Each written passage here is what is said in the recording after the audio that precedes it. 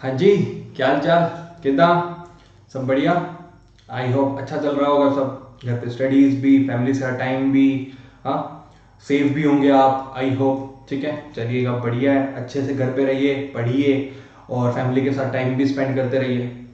तो here I am एक नए लेक्चर के साथ, accounts of companies. I hope आपने डिविडेंड्स देखा होगा, समझा होगा, और आपके डाउट्स नहीं आए होंगे तो प्लीज पूछ लीजिएगा। ठीक है, अकाउंट्स ऑफ कंपनी से आज हम स्टार्ट करेंगे। हाँ, इसका अच्छे से पढ़ेंगे, अच्छे से समझेंगे, एक एक सेक्शन आपको समझ आएगा। ठीक है, जितना हमें पढ़ना है, एग्जाम ओरिएंटेड रिवाइज करना है। ठीक है, आपके लिए सब कुछ मैं लेके आया हूँ। ठीक है, चले आगे, चलिएगा। इस पे हम सेक्शंस पढ़ेंगे, सेक्शन 128 से 138 तक। ठीक है, तो आपको एक एक सेक्शन के साथ लेके चलूंगा मैं। ठीक है, चलिए। तो सबसे पहले बात करेंगे सेक्शन नंबर 128 की, books of accounts to be kept by company. हाँ, बुक्स ऑफ अकाउंट्स की बात करनी है हमें। अब बुक्स ऑफ अकाउंट्स, ठीक है, सब सेक्शन 1 क्या कह रहा है पहले सुनिएगा।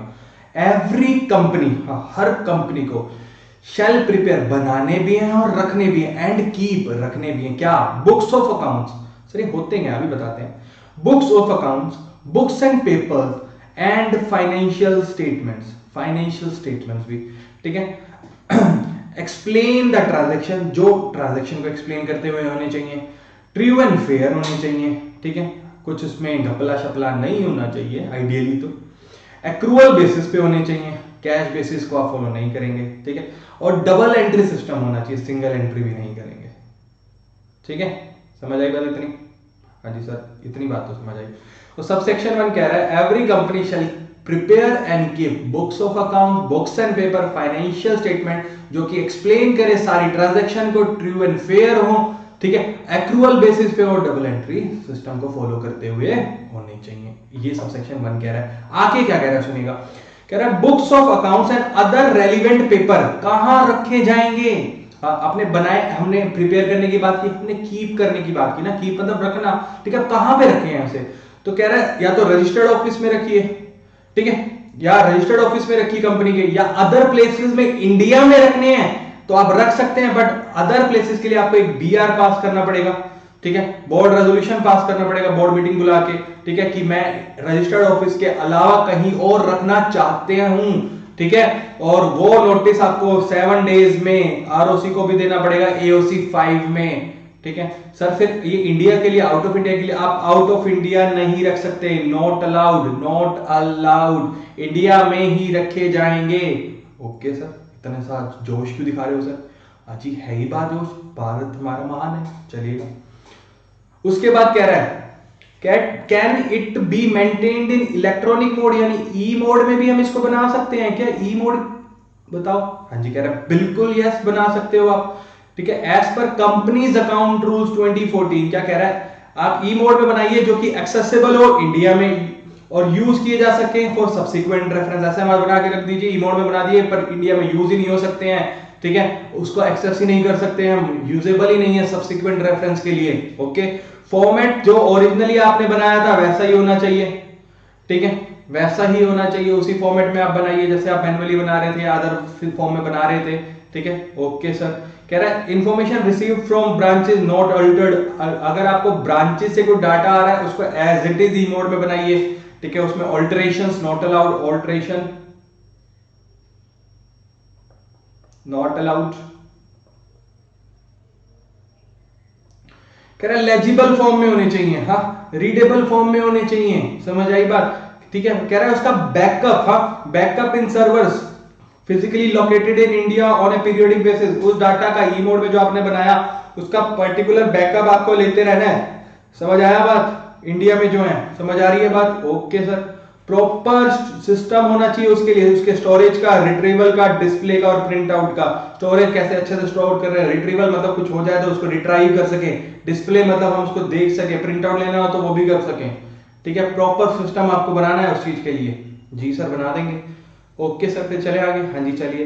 कह रहा है कंपनी इंटीमेट करेगी रजिस्ट्रार को एनुअल बेसिस पे at the time of filing of financial statement, क्या, name, IP address and location of service provider, कहां, कौन से सर्विस प्रोवाइडर को हम यूज कर रहे हैं, उसका नाम, एड्रेस और लोकेशन। ठीक है, अगर क्लाउड पे मेंटेन है तो उसका भी service address of service provider जिसे हम बोलते हैं आईपी एड्रेस। ओके सर जी, चलिए चले आगे। ये सेक्शन 128 कह रहा था। अभी सब सेक्शन 2 क्या कहता है सुनिएगा। कह रहा है books of accounts in relation to branch की बात करेगा। हाँ, अभी तो हमने ब्रांच की बात करी। हाँ, हम सब सेक्शन 2 में ब्रांच की बात कर रहे हैं। कह रहा है shall be kept at branch whether in India और आउटसाइड इंडिया, ब्रांच में ही रखे जाएंगे। And at quarter end summarised periodical returns must be sent by branch to company at RO और such other place where kept. मतलब sir such other place, वहां पे जहां पे बीआर पास करके हमने प्लेस का चुनाव किया होगा वहां पे भेजे जाएंगे। ठीक है, periodical returns. Okay sir. Sub section 3 and 4 कह रहा है इंस्पेक्शन की बात करेगा।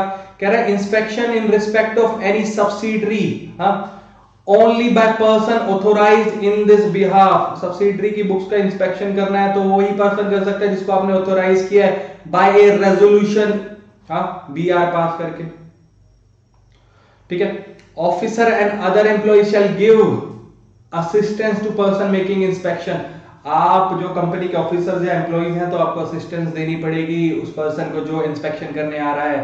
ठीक है, अगर इंडिया में है और आउटसाइड इंडिया, तो अगर इंडिया में है तो will be open for inspection at RO और such other place only by director during office hours. During office hours sir ये 9 to 5 नहीं, जिस टाइम बिजनेस ऑपरेशन चलते हैं, चाहे वो मॉर्निंग 2 to मतलब रात्रि के 2 बजे से लेकर सुबह के दोपहर के 2 बजे तक हो, चाहे कैसे भी हो, हमें उससे लेना देना नहीं है, जब ऑफिस आवर्स हैं तब।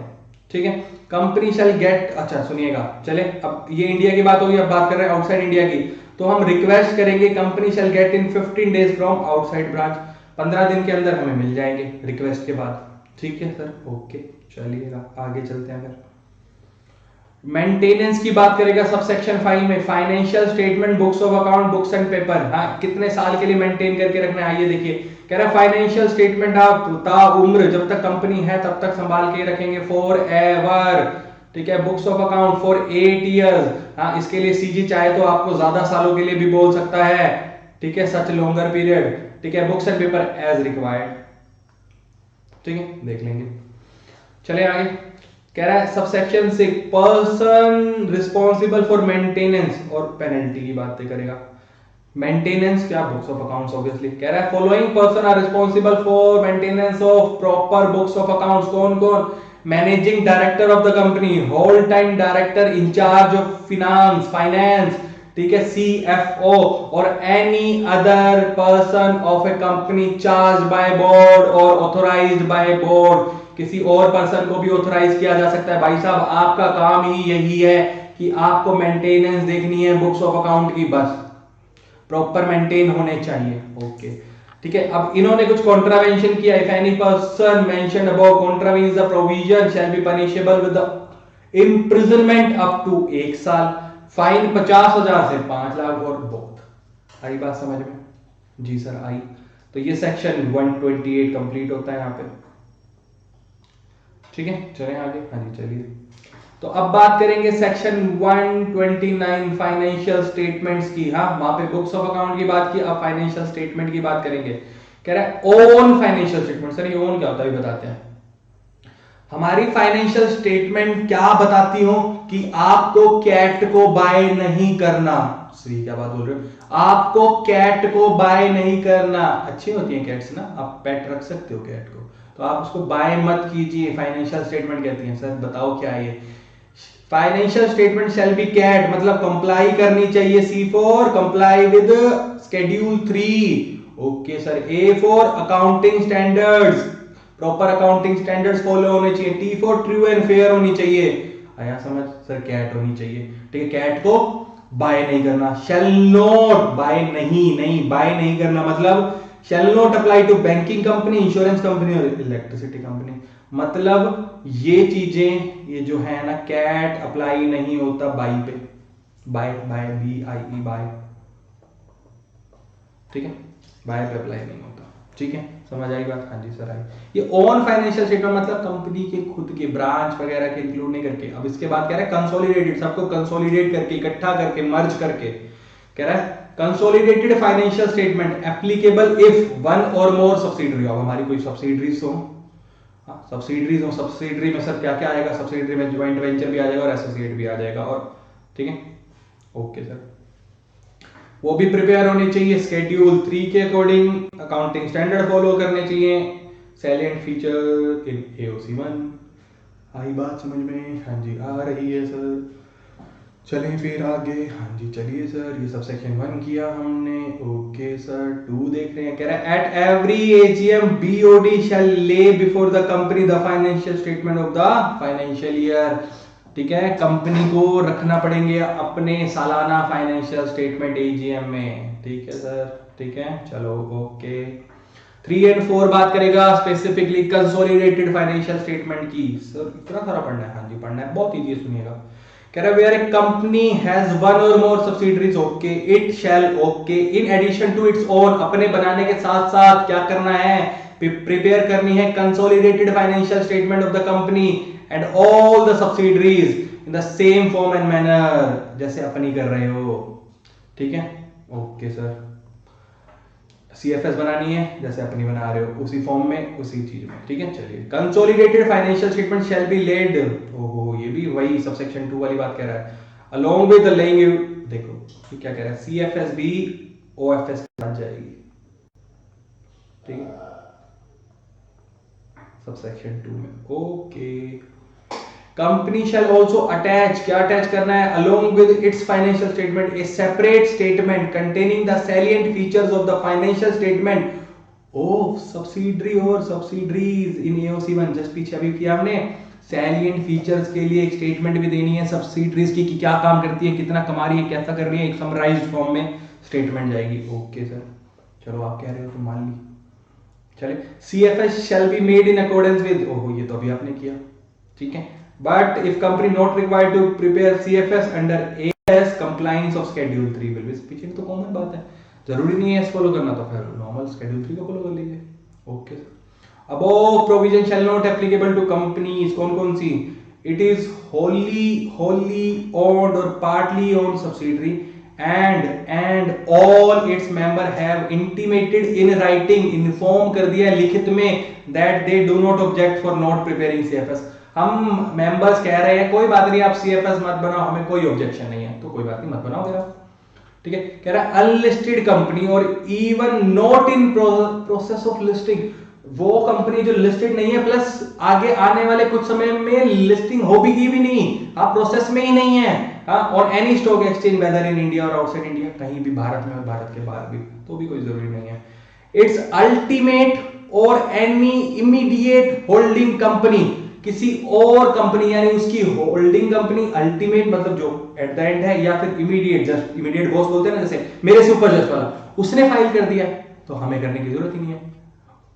चलिए फिर वही कह रहा है सब्सिडरी इंक्लूड एसोसिएट और ज्वाइंट वेंचर। ओके सर आप कह रहे हो तो मान लेते हैं, चलें आगे। हाँ जी सर चलिए, इंपॉर्टेंट बात करेंगे यहाँ पे, deviation from accounting standard subsection 5 129 subsection 5 कह रहा है if financial statement do not comply with accounting standards company shall disclose in financial statement. क्या डेविएशन फ्रॉम अकाउंटिंग स्टैंडर्ड, हाँ जी डेविएशन हुआ है। ठीक है समझ आया बात। उसके बाद कह रहा है रीजन बताओ किस लिए हुआ है डेविएशन। ठीक है, प्लस प्लस प्लस एक बात और बताओ उसके फाइनेंशियल इफेक्ट्स क्या आएंगे। ठीक है, if arising out of such deviation, 3 बातें, डायरेक्ट क्वेश्चन 4 मार्क्स में आपसे पूछा जा सकता है 3 मार्क्स में।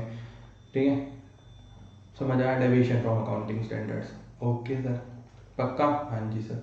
एग्जामिशन सीजी चाहे तो किसी भी कंपनी को एग्जामिशन दे सकती है to comply with this section in public interest, normal बात। और कॉन्ट्रावेंशन किया तो वही वाली बात है जो हमने 128 में पढ़ी थी, पेनल्टी, वही पेनल्टी लगेगी कॉन्ट्रावेंशन की। आई बात समझ में? हाँ जी सर आ तो रही है। तो 2 सेक्शन हमने किए, सेक्शन 128 129 एंड आई होप आपको समझ आए होंगे पक्का। चलें फिर आगे। जी सर चलिए, हाँ जी चलें फिर आगे। हाँ जी सर चलिए, सेक्शन 130 की बात करेंगे, reopening of accounts on courts और ट्राइब्यूनल्स ऑर्डर। सर रीओपन भी कर सकते हैं? हाँ जी कर सकते हैं, वैसे नहीं कर सकते जनरली, बट कुछ लोग बोलेंगे तो एप्लीकेशन देंगे तो ही कर सकते हैं। वो 5 लोग कौन कौन से हैं? पहले कह रहा है a company is not required to open its books of account unless is application made by CG IT authorities other statutory regulatory bodies SEBI और एनी पर्सन कंसर्न। किसको एप्लीकेशन दी जाएगी? ये कोर्ट और ट्राइब्यूनल को। उसके बाद नोटिस फॉर रिप्रेजेंटेशन। उसके बाद ये कब हो सकता है सर? ये हो कब सकता है ये तो बताओ। जब उनको लगता है, इनको लगता है कि कंपनी के जो अकाउंट्स हैं वो फ्रॉडुलेंट मैनर में बनाए गए हैं और affairs of company were mismanaged है। हाँ, कंपनी के अफेयर्स मिसमैनेज हुए हैं, ठीक है, तो रिकास्ट हो जाएंगे, रीओपन हो जाएंगे और रिकास्ट हो जाएंगे। रिकास्ट मतलब मरम्मत कर देंगे उसकी फाइनेंशियल स्टेटमेंट की, और जो यहाँ पे रिकास्ट और रिवाइज होंगे वो फाइनल रहेंगे। जी सर, समझ आ गया फिर तो? ओके, समझ आ गया। ये 5 लोग आपको ध्यान रखना है जो एप्लीकेशन करते हैं।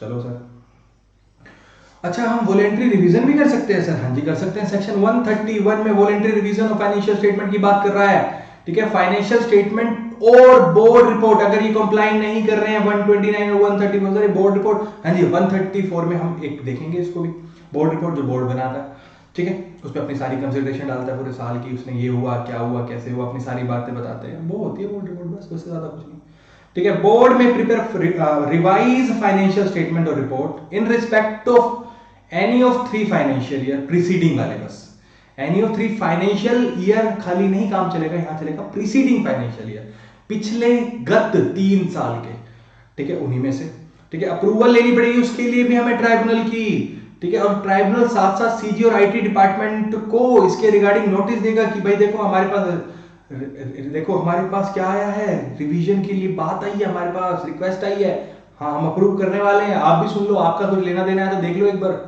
ओके, रिवीजन एक ही बार हो सकता है फाइनेंशियल ईयर में, एक, इससे ज्यादा नहीं हो सकता, और उसके लिए भी हमें बोर्ड रिपोर्ट में डिटेल्ड रीजन के साथ बताना पड़ेगा, डिस्क्लोजर देना पड़ेगा। Okay sir, revision must be restricted to the correction of previous financial statement और बोर्ड रिपोर्ट, ठीक है, करेक्शन ही कर सकते हैं रिवीजन में, इससे ज्यादा कुछ नहीं कर सकते। जैसे इसमें रिकास्ट की बात नहीं है, वॉलेंटरली आप रिकास्ट नहीं कर सकते, समझ आएगा? ओके, चलिएगा। कह रहे हैं copies of previous financial statement और board report have been sent to members और ROC और laid before, साथ साथ प्रीवियस वाले भी रखनी है, सीधी सी बात बोल रहा है, इससे ज्यादा कुछ नहीं बोल रहा। चलो सर, आ गया इंपॉर्टेंट सेक्शन। सर इंपॉर्टेंट है, हमें तो कुछ समझ नहीं आता था इसमें, देखो अब आ जाएगा समझ में। Section 132 national financial reporting authority NFRA, कह रहा है सीजी इसको इंट्रोड्यूस करती है, हाँ, और इसकी पावर्स क्या है? पावर टू रिकमेंड, रिपोर्ट और मॉनिटर कंप्लायंस ऑफ एएस और एसए, अकाउंटिंग स्टैंडर्ड और स्टैंडर्ड्स ऑफ ऑडिटिंग, ठीक है।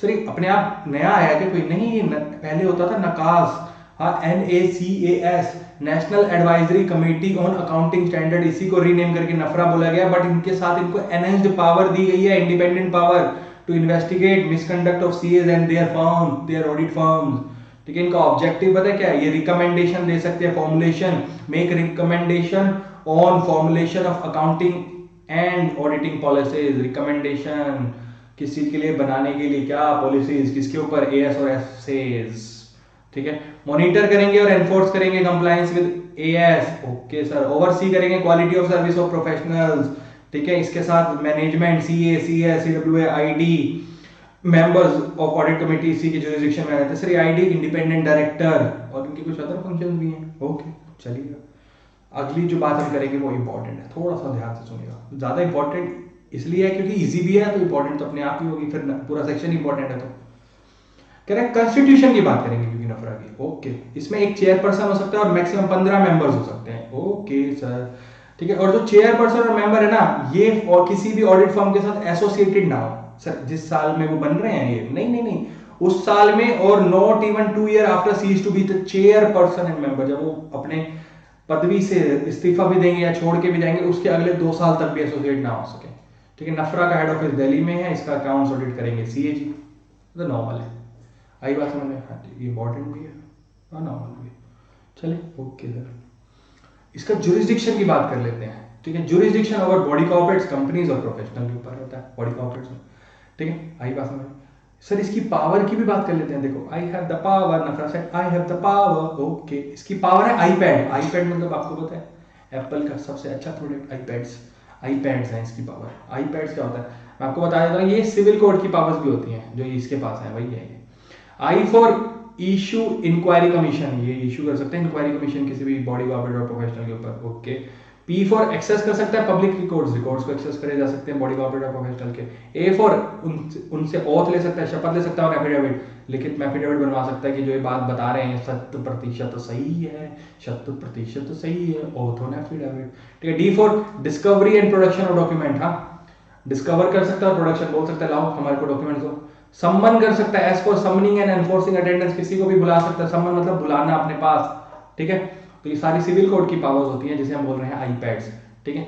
Okay sir. अगर कुछ गलत हुआ तो पेनल्टी इंडिविजुअल के ऊपर 1 से 5 लाख तक की। नो नो नो, गलत बात बोल रहे हो सर, आप गलत बोल रहे हो। हाँ जी, 1 लाख से 5 time of the fees of professional. ठीक है। फर्म के ऊपर 10 लाख से 10 टाइम ऑफ फीस। हाँ ये प्रोफेशनल की पेनल्टी लगाई है अफरा ने। ठीक है। ओके। कुछ आपने मिसकंडक्ट कर रखा है, कंट्रोलिंग कर रखा है, तो पेनल्टी मिनिमम 1 लाख इंडिविजुअल है, मतलब मेरी ऑडिट फर्म है, मैं प्रोप्राइटर हूँ, मेरे को 1 लाख से मिनिमम, हाँ, और मैक्सिमम 5 टाइम ऑफ फीस। हाँ ठीक है। ओके। और फॉर्म के ऊपर 10 लाख टू 10 टाइम्स। ठीक है। Any person aggrieved by any order of NFRA may prefer appeal to appellate authority set up for the purpose but not under ICAI act 1949। इसी के अंडर जो अथॉरिटी है उसी को कंप्लेन करो, वो ICAI एक्ट के अंदर नहीं जाएंगे, 1949 में नहीं जाएंगे आप। चले आगे जी सर, चलिए। सिंपल से सेक्शन आ गए हैं आपके सामने। Section 133 central government to prescribe accounting standard. ICAI recommend करेगा अकाउंटिंग स्टैंडर्ड, हाँ जो नफरा है वो उसको एग्जामिन करेगा और अपनी रिकमेंडेशन देगा किस पे, जो इन्होंने अकाउंटिंग स्टैंडर्ड्स दी हैं। ठीक है। उसके बाद central government after considering the recommendation prescribe the accounting standard. Simple the formula, पहले ICAI फिर नफरा और फिर CG, ये प्रोसेस है। इसमें कोई सिंपल सी बात है, सिंपल सी बात है। Okay sir. 134 financial statement and board report. ठीक है। इसमें हम देखते हैं authentication of financial statement. Okay. Board report बनती है, आपको पता ही है। बोर्ड रिपोर्ट ऑफ OPC भी देख लेंगे। ठीक है। वो होता है, सब कुछ होता है। और DRS डायरेक्टर्स अपनी रिस्पॉन्सिबिलिटी स्टेटमेंट भी देते हैं, साइन। सिंपल है, इसमें ज़्यादा ध्यान रखने की कोई जरूरत है नहीं आपको। चलिए, कह रहा है 134(1) में क्या होता है, हु कैन साइन। OPC में ओनली एक director other than OPC। Chairperson है तो चेयरपर्सन, नहीं है तो 2 डायरेक्टर आउट ऑफ जिसमें से एक MDO। ठीक है, समझा, इफ एनी। ठीक है। CEO if he is a director. Okay. और इसके साथ साथ हाँ एंड CFO अगर अपॉइंट किया हुआ है तो, और CS अगर अपॉइंट किया हुआ है तो। सिंपल सी बात, इनमें और है इनमें एंड, इन दोनों में से जो भी होगा उसके साथ ये भी आएंगे। ओके। अगर अपॉइंटेड है तो। ठीक है। और इंक्लूड क्या होगा, नोट्स, नेक्स्ट ऑडिट रिपोर्ट और बोर्ड रिपोर्ट, साथ साथ फाइनेंशियल स्टेटमेंट के। ठीक है। उन सब पे भी साइन हो जाएंगे फिर। चले, ओके खत्म, ज़्यादा नहीं। अब आ रहा है इंपॉर्टेंट सेक्शन आपके लिए। हाँ चलिए sir. 135 CSR corporate social responsibility, समझ रहे हो। चलो, कह रहा है इसका ऑब्जेक्टिव क्या है, better society, cleaner environment, social upliftment. हाँ सोशली चीज़ों को उठाना। ठीक है। कितना आप कंट्रीब्यूट कर सकते हो, एटलीस्ट 2% ऑफ एवरेज प्रॉफिट। ठीक है। और लोकल एरिया को प्रेफरेंस देंगे जहाँ पे रजिस्टर्ड ऑफिस है। ठीक है, जहाँ पे कंपनी ऑपरेट कर रही है। ठीक है। नॉन एप्लीकेबिलिटी देखें, ceases to be company under section 135 for 3 consecutive years. अगर इसकी लिमिट्स में 3 साल तक नहीं आ रहे हैं तो फिर आपके ऊपर एप्लीकेबल नहीं है। देख लेते हैं एप्लीकेबिलिटी किस किस के ऊपर है। एवरी कंपनी जिसका जिसका जिसका नेटवर्थ, इसे बोलते हैं NTP, नेटवर्थ 500 करोड़ और उससे ज्यादा है, या फिर टर्नओवर 1000 करोड़ और उससे ज्यादा है, या फिर नेट प्रॉफिट 5 करोड़ और उससे ज्यादा है। ठीक है। अगर एक भी चीज फुलफिल हो रही है तो आपके ऊपर एप्लीकेबल हो जाएगा। ठीक है। ओके। क्या इंक्लूड होगा, प्रोजेक्ट्स आउटसाइड इंडिया। आप प्रोजेक्ट आउटसाइड इंडिया ला रहे हैं तो आप उसको CSR में नहीं बोल सकते। आप तो कोरोना के लिए भी आप अगर डोनेशन वगैरह दे रहे हैं, कुछ कर रहे हैं, तो वो भी CSR में आ रहा है, आपको पता ही है ये बात। बेनिफिट्स ओनली टू एम्प्लॉइज, नहीं खाली एम्प्लॉइज के लिए बेनिफिशियल नहीं होना चाहिए, पूरी लोकल एरिया में जितने भी लोग हैं सबके लिए होना चाहिए। पॉलिटिकल पार्टी को कंट्रीब्यूशन दिया तो भी नहीं आएगा इसके अंदर। ठीक है। स्केड्यूल 7 की चीजें आती हैं इसमें, क्या क्या, हंगर के रिगार्डिंग आपने कुछ किया, भुखमरी, हाँ, एजुकेशन के लिए कुछ किया, जेंडर इक्वालिटी के लिए कुछ किया, एनवायरमेंटल के लिए कुछ किया, सस्टेनेबिलिटी के लिए किया, सस्टेनेबल एनवायरमेंट, हाँ, नेशनल हेरिटेज के लिए कुछ किया, विडोज के लिए कुछ किया, रूरल स्पोर्ट्स के लिए कुछ किया, नेशनल रिलीफ फंड में आपने पैसा दे दिया, हाँ, रूरल डेवलपमेंट प्रोजेक्ट्स के लिए, और कुछ इनसे रिलेटेड वर्क, ये सब आते हैं CSR में। ओके सर, चलें आगे। हाँ जी सर, चलिए। तो कह रहा है which company is required to constitute CSR committee. अब सीएसआर करने के लिए कमेटी बनानी पड़ेगी, उसके लिए भी यही लिमिट है। Every company including its holding company और subsidiary and foreign company defined under section 2 subsection 42 includes, हाँ क्या क्या कह रहा है देखिएगा, हैविंग इट्स ब्रांच ऑफिस और प्रोजेक्ट ऑफिस इन इंडिया, और उनके साथ ये चीजें हैं, मतलब एनटीपी का यही लिमिट है, तो उनको बनाने की जरूरत है क्या, CSR committee. During any financial year shell constitute CSR committee of board, ठीक है। एक्सक्लूजन ऑफ कंपनीज, वही 3 साल तक वाली जो बात अभी हमने की थी। Shall not be required to constitute CSR committee, CSR committee बनाने की जरूरत नहीं है तो सीएसआर करने की जरूरत नहीं है। Is not required to comply with the provision of section 135 corporate social responsibility. चलेंगे, हाँ जी सर चलिए। कंपोजिशन ऑफ सीएसआर क्या कह रहा है सुनिएगा।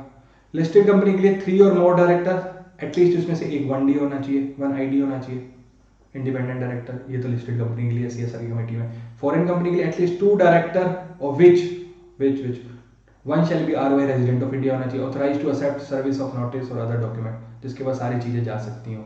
Private company having only 2 directors, वो दोनों डायरेक्टर हो जाएंगे। पब्लिक कंपनी और private company not required to appoint ID, उसके लिए 3 और मोर डायरेक्टर विदाउट ID। तो इस बातें कर रहा है, कह रहा है duties of CSR committee formulate करेगी, रिकमेंड करेगी टू बोर्ड की CSR policy, recommend the amount of expenditure to be incurred, वो बताएगी, मॉनिटर करेगी CSR policy of company from time to time उसकी पॉलिसी को मॉनिटर करेगी। सिंपल सी बातें चल रही हैं, ज्यादा कुछ है नहीं इसमें। कह रहा है अब आपने हम देखा था 2% एटलीस्ट 2% ऑफ एवरेज प्रॉफिट, तो वो एवरेज प्रॉफिट निकालते कैसे हैं, हाँ वही 198 के अकॉर्डिंग देखा जाता है, जो हम निकालेंगे आगे डायरेक्टर्स में बढ़ते हैं, आपके फाइनल्स में आता है। कह रहा है net profit shall not include, क्या क्या चीजें इंक्लूड नहीं होंगी, any profit arising out of any overseas branch और branches of company whether operated as a separate company और अदरवाइज, ओवरसीज ब्रांच और जो अलग से काम कर रहे हैं उसका प्रॉफिट ऐड नहीं होगा इसमें।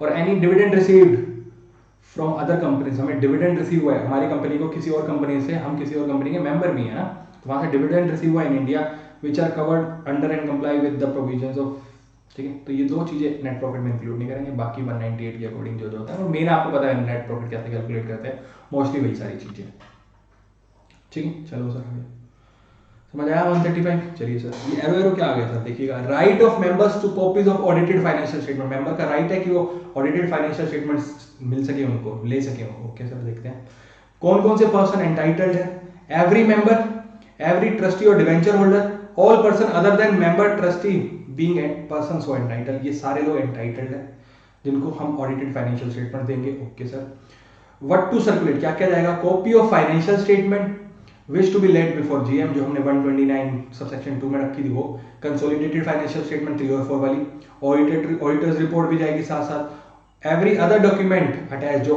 नोट्स अटैच होते हैं, जो भी अटैच होती है फाइनेंशियल स्टेटमेंट ये चीजें वो सारी भेजेंगे। ओके सर कब भेजेंगे, when to circulate 21 days before AGM, AGM से 21 दिन पहले, ठीक है। Manner of circulation by all listed company and public company having net worth 1 crore से ज्यादा एंड टर्नओवर 10 करोड़ से ज्यादा, इलेक्ट्रॉनिक मोड, ठीक है। If shares in demat form, अगर नहीं है तो उनकी पॉजिटिव कंसेंट ले लीजिए कि हम भेज सकते हैं आपको ऐसे ही मोड में, हाँ। और अदरवाइज नहीं है अगर वो चीज, तो अदरवाइज डिस्पैच फिजिकल कॉपीज। ई मोड में आप तब भेज सकते हैं या तो शेयर्स डीमैट फॉर्म में हो या फिर उनकी रिटर्न कंसेंट ले लियो, अदरवाइज तो आपको फिजिकल फॉर्म में भेजने पड़ेंगे सर्कुलेशन, ठीक है। चलिए आगे, listed company shall also upload on website, ये क्या फाइनेंशियल स्टेटमेंट्स और सारी चीजें वेबसाइट पे डाल देंगे। Every company having a subsidiary और subsidiary shall separate audited accounts in respect of each subsidiary on its website. Okay sir provide a copy of audited financial statement to shareholders who ask for it. Okay sir company shall allow members and debenture holders to inspect the audited financial statement and registered office during business hour, ये sir आपको भी पता था। Okay sir contravention किया तो 25,000 से 5,000, 25,000 company में 5,000 officer पे पेनल्टी लगेगी। आई बात सुनिए, हाँ जी सर आगे चलो आगे। 137 copy of financial statement to be filed with registrar, registrar को भी देने, मेंबर्स को दे सकते हो आप, रजिस्ट्रार को नहीं दोगे। चलो copy of financial statement duly adopted at AGM, जो एजीएम में एडॉप्ट हो चुके हैं, फाइनल हो चुके हैं, विद इन 30 डेज, तो आरओसी को भेज दो। जिस दिन से अडॉप्ट हो गया एजीएम से 30 डेज में उसको भेज दो, अगर अडॉप्ट हो गई है। अगर अडॉप्ट नहीं हुई है तो प्रोविजनल जो आपने बनाई हुई है, हाँ, वो भेज दो within 30 days of such AGM. उस एजीएम में अगर अडॉप्ट नहीं हो रही है तो प्रोविजनल भेज देंगे, ठीक है। और एडजॉन्ड एजीएम हुई दोबारा से उसको अडॉप्ट करने के लिए, और वहां पे अडॉप्ट हो गई तो सबमिट कर दो within 30 days to ROC adoption से, ठीक है। अगर नहीं अडॉप्ट हो पा रही है तो 30 डेज में जब प्रोविजनल भेज देंगे हम आप एजीएम से, नहीं तो अडॉप्ट करके वो भेज देंगे। Attach accounts of its subsidiary और subsidiaries which have been incorporated outside India, साथ में अटैच कर देंगे, ठीक है। One person company shall duly adopted financial statement, देखो देखो देखो, with all documents within 180 days. OPC को आरओसी को 180 दिन के अंदर देना है, सीधी सी बात ना कहना चाह रहा है। आई बात समझ में? कह रहा है if meeting not conducted financial statement with document duly signed and statement of facts and reason for not holding AGM, अगर हमने कंडक्ट नहीं किया है तो हम वो भी चीज बताएंगे रीजंस की नॉट कंडक्शन का, और रजिस्ट्रार को बताएंगे within 30 days from the last date जिस दिन एजीएम होनी थी उस दिन से, ठीक है। और सारी चीजें फाइनेंशियल स्टेटमेंट वही भेज देंगे, डॉक्यूमेंट जो भी भेज देंगे, रीजन भेज देंगे कि क्यों हमने एजीएम कंडक्ट नहीं करी 30 डेज के अंदर। आई बात समझ में? हाँ जी सर आ गई, चले आगे, हाँ जी चलो।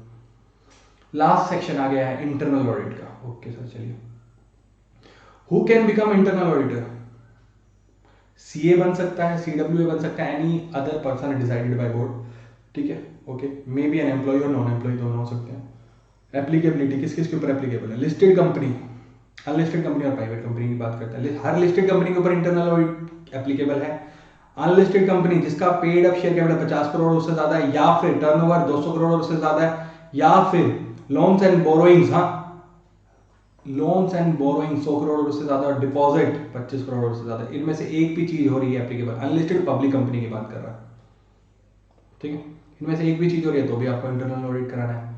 Preference share capital 50 crore, turnover 200 crore, loans and borrowings 100 crore, deposit 25 crore, ठीक है, तो आपको करना है। प्राइवेट कंपनी अगर इसमें इनमें से दो चीजें आ जाएंगी, वो है टर्नओवर और लोन्स एंड बोरोइंग, 200 और 100, ये से ज्यादा तो इनको भी इंटरनल ऑडिट करानी है। ओके सर, समझ आई बात? हाँ जी। Audit committee board shall in consultation with internal auditor decide the scope, CG में by rules prescribe manner and intervals of internal audit. CG भी बता सकता है, बोर्ड उनका कंसल्टेशन के बाद डिसाइड कर सकता है स्कोप इंटरनल ऑडिटर का।